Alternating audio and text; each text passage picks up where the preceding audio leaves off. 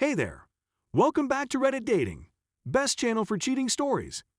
Make sure to like and subscribe the channel for more spicy stories. Back to Reddit Dating.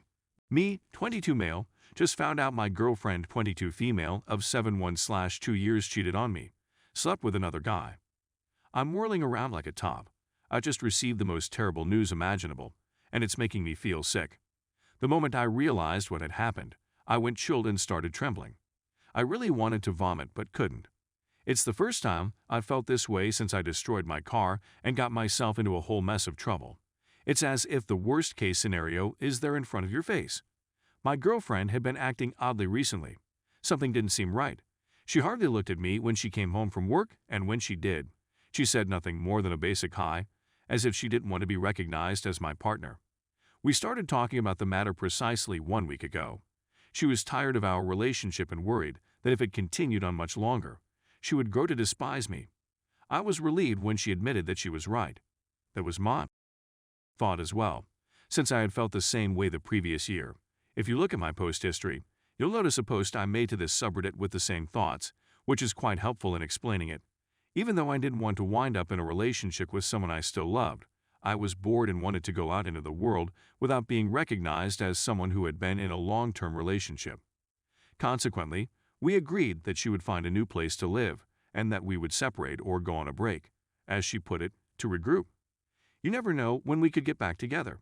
It might be 6 months, a year, who knows. Then things became more weirder, and she seemed much more distant than she had been before. For a while, I put it down to the fact that we had allegedly broken up. But as the days passed this past week, I began to get the unsettling feeling that something sinister had happened. My awful sensation wouldn't leave my brain. We humans are very excellent at sensing things, and when you get that feeling, you know exactly what you're dealing with. So I went in search of the answer.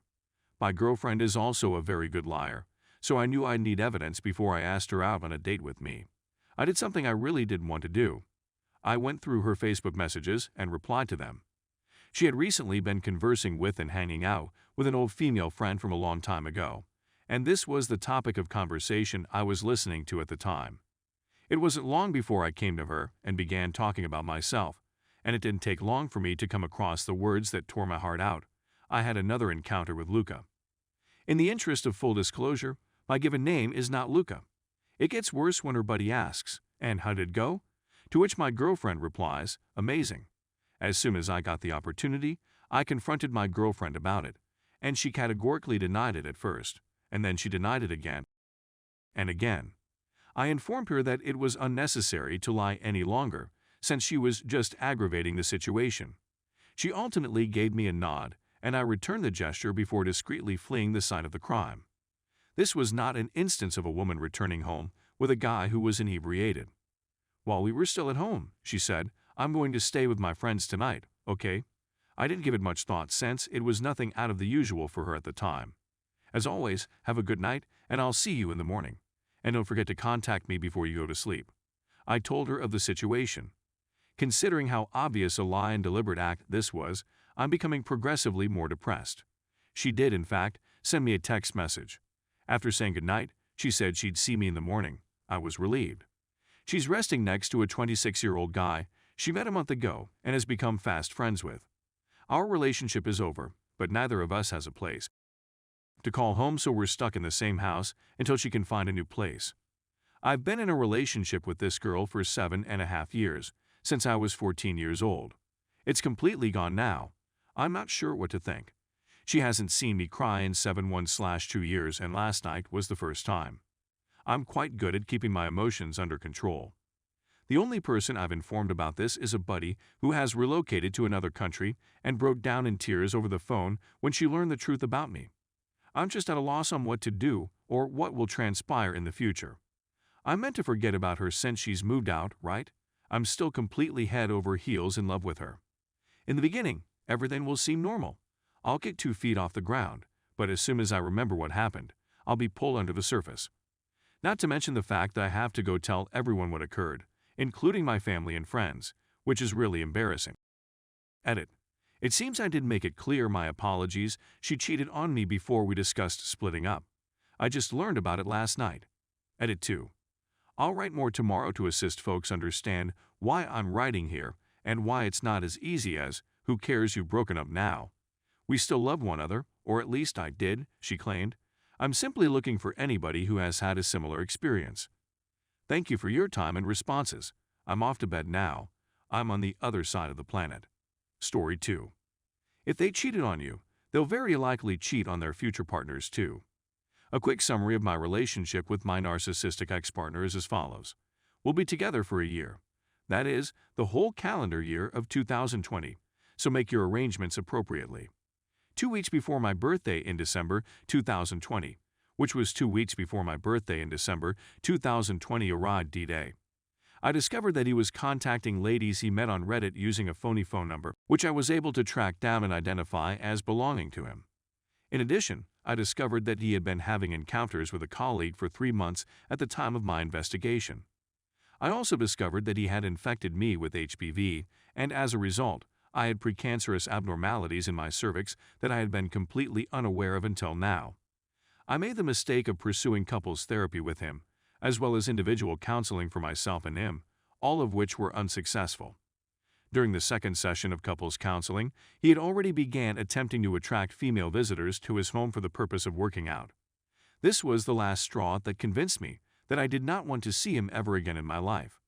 In December 2021, just a few days before the holiday season, his girlfriend approaches me to tell me that she has caught him cheating on her as well, and that she has alerted the appropriate authorities.